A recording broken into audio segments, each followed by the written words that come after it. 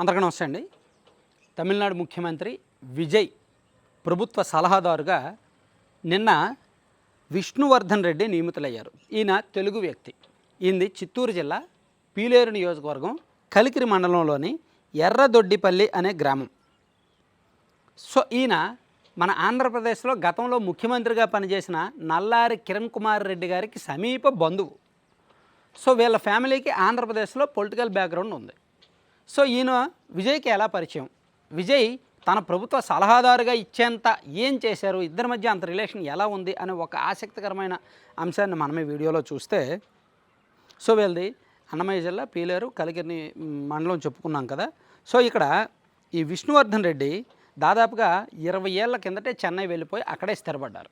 ఈ విష్ణువర్ధన్ రెడ్డి గారి ఫాదర్ రామనారాయణ రెడ్డి, ఆయన ఆ గ్రామంలో గతంలో ఎంపీటీసీ సభ్యుడిగా కూడా పనిచేశారు.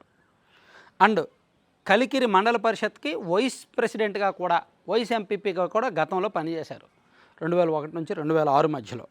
సో ఆ టైంలోనే ఈ విష్ణువర్ధన్ రెడ్డి గారు చెన్నై వెళ్ళిపోయారు. చదువు అయిపోయాక చెన్నై వెళ్ళి స్థిరపడ్డారు. చెన్నై వెళ్ళిపోయిన తర్వాత విజయ్కి సంబంధించి కొన్ని ఫిల్మ్ వ్యవహారాలు అండ్ బ్యాక్ అండ్ వ్యవహారాలు కొన్ని ఈ విష్ణువర్ధన్ రెడ్డి చూసుకునేవాళ్ళు. ముఖ్యంగా దాదాపుగా 10 సంవత్సరాల కిందట, 8 ఏళ్ల కిందట విజయ్కి రాజకీయంగా వెళ్ళాలి అనే ఆలోచన మొదలైనప్పుడు తను టాప్ 10 మెంబర్స్తో డిస్కస్ చేశారు. తన ఆలోచనని ఓపెన్ అయ్యారు. ఆ 10 మందిలో విజయ్ కూడా, ఈయన విష్ణువర్ధన్ రెడ్డి కూడా ఉన్నారన్నమాట. సో ఇలా విష్ణువర్ధన్ రెడ్డి ద్వారా విజయ్ కొంత బ్యాక్ అండ్ వ్యవహారాలు నడిపించారు. తన ఫ్యాన్స్ని కోఆర్డినేట్ చేసుకోవడము, అభిమాన సంఘాల ద్వారా రాజకీయ పొలిటికల్ యాక్టివిటీస్ చేయించడము, పార్టీ నిర్మించిన దగ్గర నుంచి, పార్టీ స్థాపించిన దగ్గర నుంచి పార్టీ బ్యాక్ ఎండ్లో పొలిటికల్ స్ట్రక్చర్ నిర్మించడము, ఎన్నికలకు వెళ్ళడము, కోర్ కమిటీలో చర్చించడం, ఇలా అనేక అంశాల్లో విష్ణువర్ధన్ రెడ్డి చాలా కీలకంగా పనిచేశారన్నమాట. సో ఇట్లా విష్ణువర్ధన్ రెడ్డి విజయ్కి సన్నిహితుడిగా మారారు.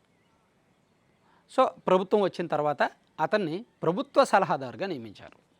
నిన్న ఆయనతో పాటు జాన్ ఆరోకియస్వామి అని వాళ్ళిద్దరినీ కూడా special advisers to the chief minister, ముఖ్యమంత్రికి ప్రత్యేక సలహాదారులుగా వీళ్ళిద్దరిని నియమించారు. సాధారణంగా అంటే వాళ్ళ సన్నిహితులకు సలహాదారు పదవి ఇచ్చుకోవడం మన ఏపీలోనే అనుకున్నాం, కానీ తమిళనాడులో కూడా ఈ కల్చర్ నడుస్తోందన్నమాట. ఇద్దరికి ఏకంగా ఒకే రోజు సలహాదారు పదవి ఇచ్చారు. అంటే వాళ్ళకు పార్టీలో కీలకంగా పనిచేశారు, వాళ్ళకు వ్యక్తిగతంగా సన్నిహితులు. సో ఏదో ఒక పదవి వాళ్ళు ప్రభుత్వంలో ఏం పదవి ఇస్తారు, ఆకస్మికంగా తీసుకొని ఏ బ్యూరోక్రసీలోనో తోసేలేరుగా. కాబట్టి సలహాదారు పదవి అయితే ఇచ్చుకోవచ్చు, ఈజీ. సో అలా ఇచ్చారనమాట. అయితే విష్ణువర్ధన్ రెడ్డి గారికి విజయ్కి కొంచెం ఒక 20 ఏళ్ళ నుంచి సాన్నిహిత్యం ఉంది. అండ్ పార్టీ నిర్మాణంలో బ్యాక్ ఎండ్లో పార్టీ ఆవిర్భావానికి ముందు కూడా పనిచేసిన అనుభవం ఉంది. ప్లస్ పొలిటికల్గా కొన్ని టఫెస్ట్ సిచ్యుయేషన్స్ని కూడా, వచ్చిన విమర్శలను కూడా జాగ్రత్తగా ఫేస్ చేయడంలో విష్ణువర్ధన్ రెడ్డి విజయ్కి సలహాలు అందించారంట.